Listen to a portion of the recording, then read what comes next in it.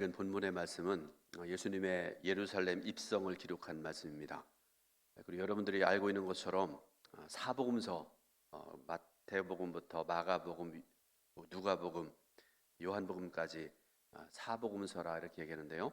이 사복음서에는 조금 전에 말씀드렸던 것처럼 예수님의 말씀과 행하신 일을 기록한 책입니다. 그런데 이렇게 큰 공통점이 사복음서에 있는 것 반면에 복음서마다 약간의 강조점이 다른 것을 또 볼 수 있겠는데요. 예를 들어서 요한복음은 지난번에도 제가 어느 예배 시간에 말씀드렸는지 잘 기억이 안 나는데요. 이 요한복음은 하나님이 인간이 되어 세상에 오신 그 성육신 사건에 대해서 아주 자세히 처음부터 끝까지 거기에만 관심을 가지고 집중해서 설명을 하고 있습니다. 그리고 오늘 우리가 읽은 마가복음을 보게 되면요, 이 마가복음의 큰 주제는 순환의 종 예수님입니다. 그래서 예루살렘에서 이제 갈릴리에서 복음을 전하기 시작을 해서 순환 받으시기 위해서 예루살렘으로 가는 여정을 이렇게 자세히 기록을 하고 있는데요. 그런 말씀을 바탕으로 마가복음 11장 1절부터 11절 말씀은 예수님의 입성, 예루살렘 입성을 소개하는 그런 말씀입니다. 이 사건은 사복음서 모두에 기록되어 있는데요. 그런데 여러분, 사복음서에 모두 다 기록되어 있다는 의미는 또 어떤 의미가 있는가 하면 굉장히 중요한 것이라는 그런 말씀이기도 하죠. 그래서 여러분 마가복음 11장 1절 말씀을 먼저 같이 읽어 보겠습니다. 그들이 예루살렘에 가까이 와서 감람산 벳바가에와 베다니에 이르렀을 때에 예수께서 제자 중 둘을 보내시며 아멘. 자, 예수님께서 이제 감람산에 도착을 하셨습니다. 여러분 감람산이라는 산이 있는데요. 한번 사진을 보시도록 하겠습니다. 이거는 감람산에서 바라본 예수님 예루살렘입니다. 황금돔이 보이죠? 예루살렘의 가장 중요한 부분인데요. 감람산에서 바라본 예루살렘 성의 모습이고요. 또 하나, 이게 바로 그 감람산의 모습입니다. 보시면서 여러분 한번 제가 잠깐 좀 설명을 드리려고 그러는데요. 이 감람산은 예루살렘 동편에 위치해 있는 산입니다. 그리고 예루살렘 성과 도시의 구조를 한눈에 볼 수 있는 그런 산입니다. 앞에서 봤던 그런 사진의 모습을 보게 되면 자세히 볼 수 있는 그런 내용이죠. 그리고 이곳은 예수님의 고난과 죽음을 앞두고 여러 가지 중요한 일들이 일어났던 곳이기도 합니다. 예수님께서 죽으시기 전에 잡히시기 전날 기도하셨던 겟세마네 동산도 여기에 있고요. 예수님의 승천도 바로 이 산에서 일어난 것입니다. 그래서 지금도 이스라엘에 가게 되면 이 감람산에 예수님의 행적을 기념하는 곳들이 굉장히 많이 있습니다. 오늘 본문에 등장하는 벳바게와 베단이라는 이 동네도 감람산 기슭에 있는 마을인데요. 특히 베단이는 주님께서 마르다와 마리아와 그 오라비였던 나사로를 살리셨던 곳으로 유명합니다. 그래서 오늘 이 시간에 십자가에 달리신 그래서 순환 받으시고 죽으신 예수님께서 이제 순환 받으시려고 예루살렘 성에 입성하시는 그 예수님의 그 행하시는 일들에 대해서 말씀을 듣고 은혜 받으려고 합니다. 우리가 첫 번째로 생각해 볼 것이 하나가 있는데요. 예수님은 그냥 오신 것이 아니라 예언된 메시아라는 사실을 우리가 알아야 됩니다. 그곳에서 예수님께서는 두 제자를 마을 건너편으로 보냅니다. 그리고 아직 사람이 타보지 않은 나귀 새끼를 끌고 오라 이렇게 말씀을 하세요. 그러면서 하신 말씀이 만약 누가 왜 이렇게 하느냐고 물어본다고 그러면 주께서 쓰시겠다라고 대답하라 이렇게 말씀을 하십니다. 그래서 제자들이 예수님의 명령을 따라가 보니까 하나님께서 예비하신 나귀 새끼가 있었습니다.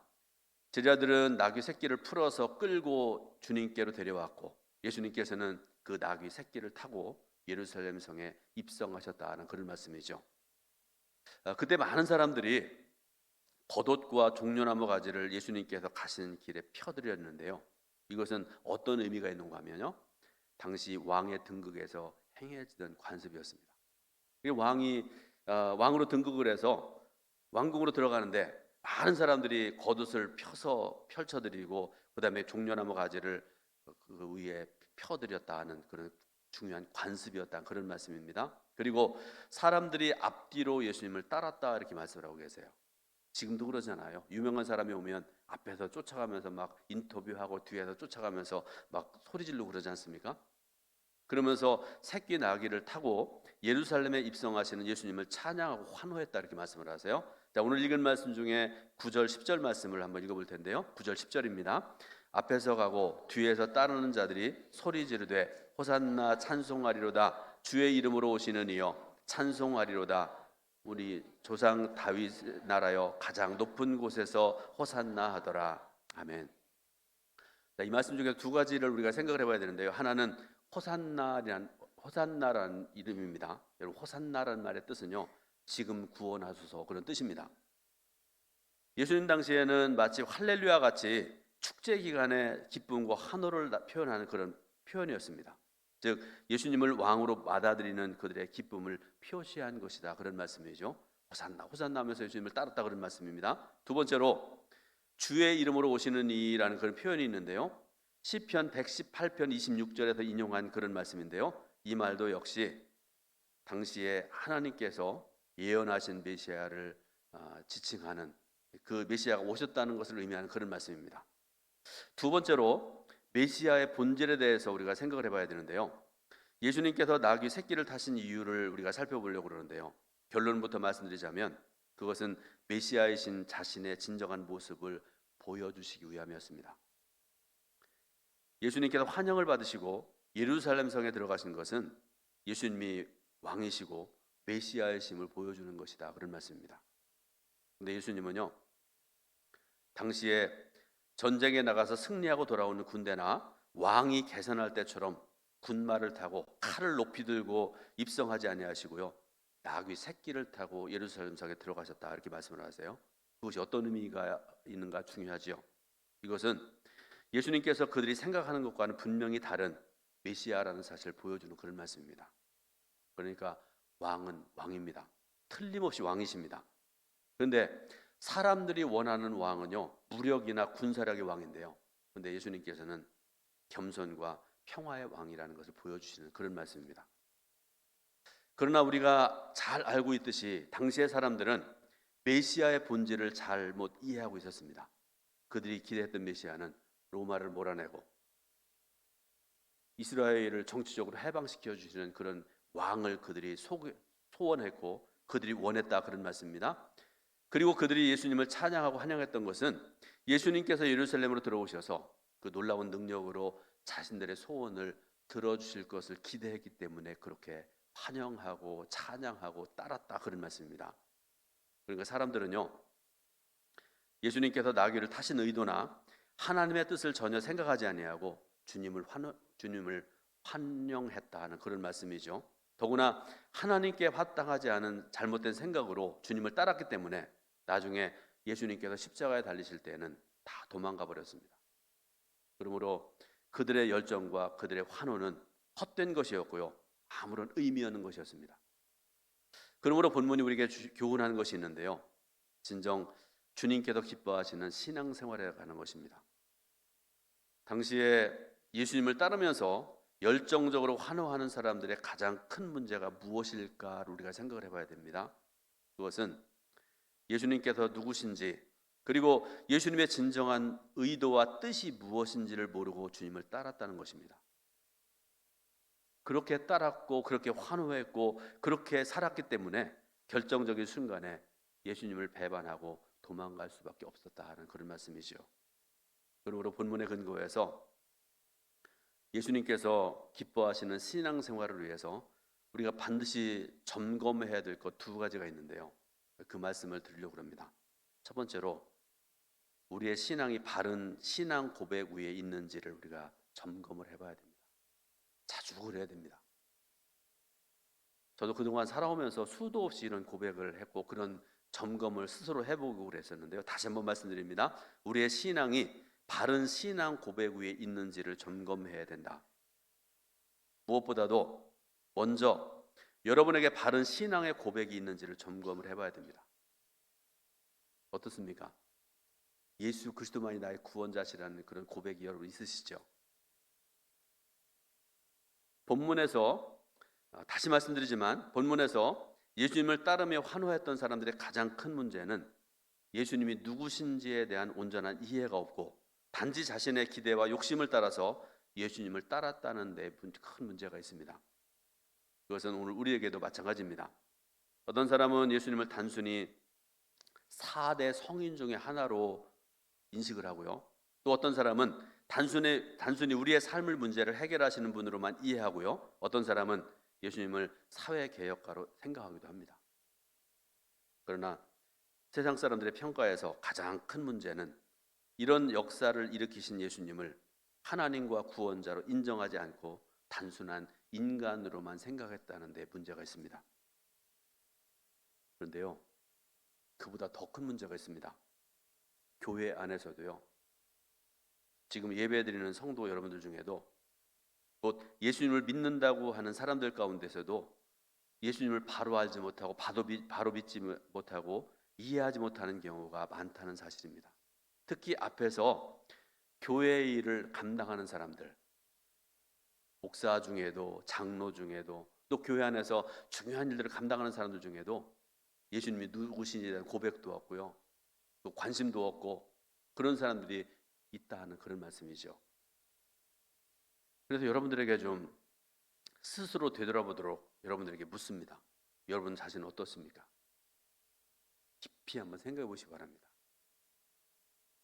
우리 신앙의 획기적인 전환점은 예수님이 나의 구원자 되심과 하나님 되심을 바르게 믿고 고백할 때부터 일어납니다. 물론 바른 신앙 고백이 있어도 미지근하게 신앙생활하는 사람들이 있습니다. 어떤 사람들이 그런 사람들인가 하면요, 말씀 준비하다 보니까 저는 이 둘 중에 다 해당이 돼요. 첫 번째로 대개 모태 신앙을 가진 사람들, 굉장히 미적지근한 사람들이 많아요. 나는 어렸을 때부터 예수 믿고 예수를 알고 그렇게 살아왔다, 그런 얘기죠. 또 하나, 오래 신앙생활한 사람들 가운데 그런 성도들이 굉장히 많아요. 저는 모태고 60년 넘게 신앙생활했던 사람, 그 사람 중에 하나가 바로 접니다. 근데 분명한 사실은 바른 신앙의 고백은 우리 신앙에 세워지는 기초라는 것입니다. 범사가 그런 것처럼 여러분 신앙도 기초가 튼튼해야 됩니다. 기초가 제대로 되지 않은 건물들 보면요, 하루아침에 무너지지 않아요. 여러분 중국에 가끔씩, 우리 한국에도 70년대인가 그 어떤 와우 아파트인가요? 기억나세요? 무너져 버린 거? 지금도 저쪽에 어느 아파트가 지금 철근이 뭐 덜 들어가고 그래가지고 지금 문제가 많다고 그러는 저쪽에 우리 동천 말고요. 기초가 제대로 되지 않은 건물을 보게 되면요, 금방 금이 가고 금방 무너질 수밖에 없다, 그런 말씀입니다. 그러므로 바른 신앙 고백의 기초에 근거하지 않은 신앙은 주위의 조그만 충격에도 쉽게 무너져 버립니다. 누가 뭐라고 그러면 교회가 이런 거야? 또 뭐 목사에 대해서 장로에 대해서 무슨 얘기하면 이 사람들이 이런 사람들이었어? 금방 무너져 버리고 금방 넘어질 수밖에 없다, 그런 말씀이죠. 다시 한번 말씀드리는데요, 여러분 예배 드리면서 또 기도하면서 또 봉사하면서 헌금하고 친교하고 또 여러분 신앙생활에서 여러 가지 있지 않습니까? 그런데 여러분 이 모든 것 앞에서 우리에게 필요한 것은요, 바르고 온전한 신앙 고백인 줄로 믿으시길 바랍니다. 그러면 그러한 튼튼한 기초를 가지고 바른 신앙 고백을 드릴 수 있는 예수님, 그 예수님의 하나님 되심과 메시아 되심의 증거가 무엇일까 우리가 생각을 해봐야 됩니다. 그것은 예수님의 성육신, 또 예수님의 부활입니다. 여러분 이 두 가지 사건을 통해서 예수님의 신성은 확실하게 드러나게 됩니다. 신학사 중에 C.S. 루이스라는 유명한 변증학자가 있었는데요, 이분은 오랫동안 예수님의 신성에 대해서 회의를 품고 있었다고 그래요. 우리가 믿는 예수님은 완전한 하나님이시고 완전한 인간이라는 그런 고백이 있지 않습니까? 그러니까 완전한 하나님, 신성, 완전한 인간, 인성, 이 두 가지를 다 가지고 계신 분이 예수님이라고 우리가 믿고 고백하고 신앙생활하고 있는데요, 이 C.S. 루이스라는 사람, 굉장히 똑똑하고 훌륭한 신학자 중에 하나인데요, 오랫동안 예수님의 신성에 대해서 회의를 품고 고민하고 있었다고 합니다. 그러고 난 다음에 나중에 그가 이런 고백을 했습니다. 좀 어려운 말인데요, 예수님은 미치광이가 아니면 하나님이시다. 정상적인 사람은 예수님을 위대한 도덕적 스승으로서 여기고 따를 수 없다. 예수님은 그런 선택의 여지가 없도록 하셨다. 이런 말을 했습니다. 좀 어려운 말인데 여러분 이 말에 일리가 있습니다. 예수님의 말씀과 사역의 독특성은 우리에게 단지 인간으로서의 예수님을 인정하고 따르는 것을 불가능하게 합니다. 그러나 우리 가운데 많은 사람들은 당시의 사람들처럼 예수님에 대해서 오해를 하고 있습니다. 어떤 사람은 그냥 신일 뿐이고 어떤 사람은 인간일 뿐이고 별의별 얘기, 그런 판단, 그런 신앙 고백 아닌 고백들을 하고 살아가는 자들이 많다, 그런 말씀입니다. 사랑하는 여러분, 저는 우리 동천교회 성도들 모두가 예수님은 그리스도시요 하나님의 아들이시라는 분명한 신앙의 고백의 기초 위에 설 수 있기를 바라고요. 그리고 평생토록 감사함으로 하나님께 영광 돌리는 신앙의 삶을 살아갈 수 있기를 주님의 이름으로 축원드립니다. 두 번째로 우리가 반드시 생각해야 될 것 중에 하나가 뭔가 하면 주님의 뜻을 이루는 열정과 기도로 신앙생활을 해야 된다는 사실입니다. 한 걸음 더 나아가서 하나님께서 기뻐하시는 신앙생활을 하기 위해서 우리는 우리의 열정과 기도를 점검을 해봐야 됩니다. 당시 사람들과 예수님의 삶은 극명한 대조를 이룹니다. 자, 말씀드립니다. 사람들의 모습을 보세요.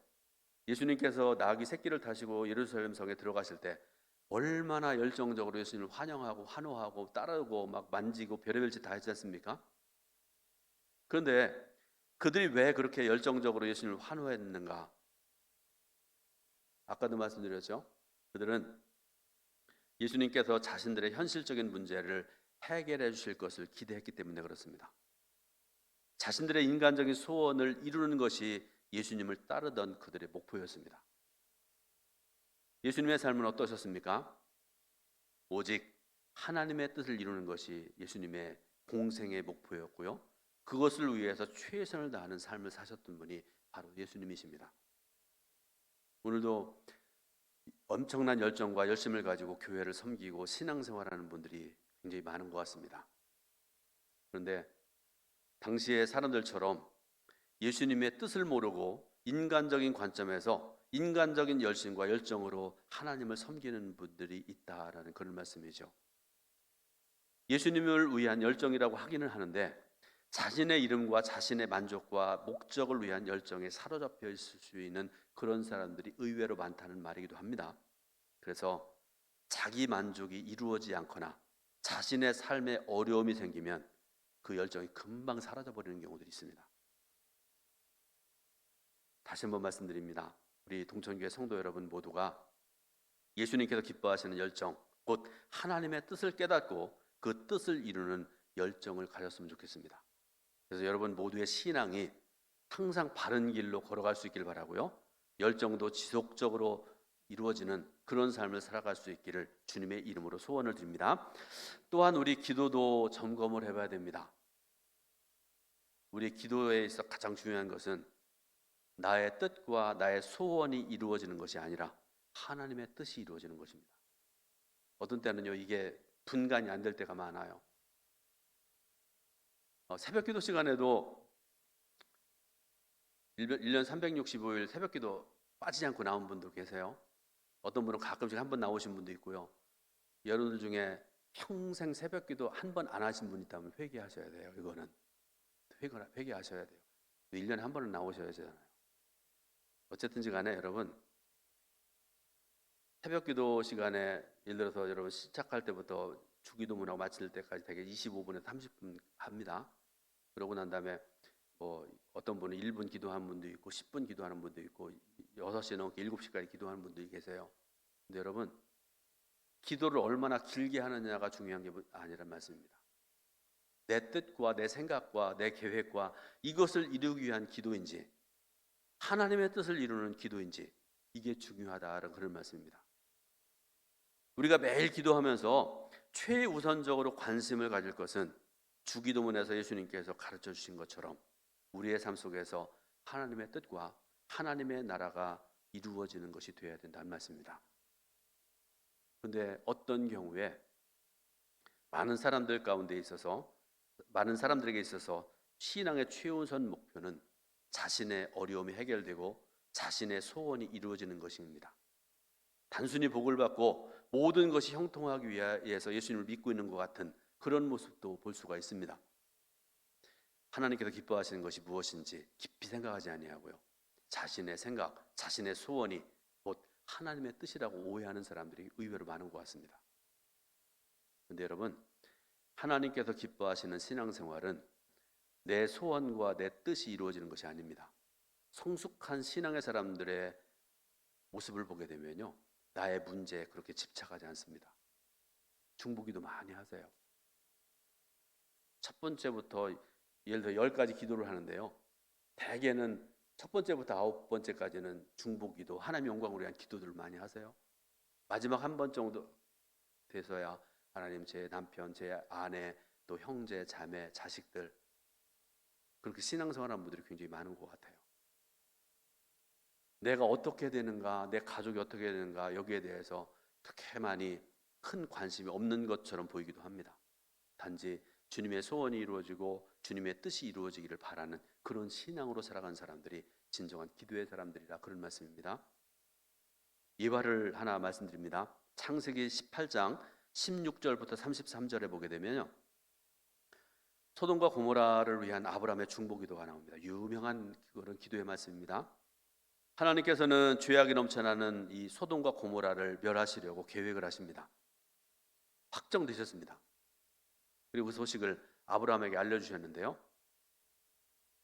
여러분, 아브라함은 그 소식을 들었을 때 하나님께 중보하기를 시작하는데요, 하나님께서는 선한 사람을 악인과 함께 멸하시지 않는 참 좋으신 하나님이십니다. 그렇게 고백을 하면서요, 그거를 근거로 해서 하나님, 소돔성에 의인 50명 있으면 그들을 악인들과 함께 멸하실 것입니까? 그렇게 기도해요. 하나님께서 아니라고 말씀하시죠. 그래서 계속 내려가서 나중에는 어디까지 기도하는가 하면 의인 10명이 있어도 그들로 인하여 소돔성을 멸하지 않기를 중보하며 기도합니다. 그런데 여러분, 결과적으로 어떻게 됐습니까? 소돔과 고모라에 의인 10명이 없어서 유황불 심판을 당합니다. 근데 여기서 우리가 깊이 생각해 봐야 될 것이 있습니다. 아브라함은 하나님께 끈질기게 중보기도를 했지만 결국에는 하나님의 뜻에 순종했다는 것입니다. 오늘 우리들도 마땅히 그래야 됩니다. 나의 소원이 이루어지지 않아도, 때때로는 내가 창피를 당해도 주님께서 영광 받으시면 그것으로 족합니다. 주님께서 높임을 받으시면 그것 때문에 기뻐할 줄 알고 감사할 줄 알아야 된다는 말씀입니다. 저와 여러분들의 기도에 있어서 최고의 관심은 하나님의 뜻이 이루어지는 것입니다. 이제 결론을 맺습니다. 오늘 본문의 말씀 다시 말씀드립니다. 예수님께서 예루살렘 성에 입성하시는 그런 장면인데, 당시의 사람들은 주님의 뜻과 세상에 오신 이유를, 그 뜻을 알지 못한 채로 잘못된 열정으로 주님을 따라가고 환호했습니다. 그러나 다시 한번 말씀드리는데, 무엇보다 중요한 것은 예수님께 대한 바르고 온전한 신앙 고백의 기초 위에서 예수님을 섬기고 그 뜻을 바로 알고 이루기 위한 간절한 소원으로 예수님을 섬기는 것이라는 그런 말씀입니다. 오늘 저와 여러분들이 그런 믿음으로 예수님께서 기뻐하시는 그런 신앙의 삶을 평생토록 살아갈 수 있기를 예수님의 이름으로 축원드립니다. 기도하겠습니다. 하나님의 은혜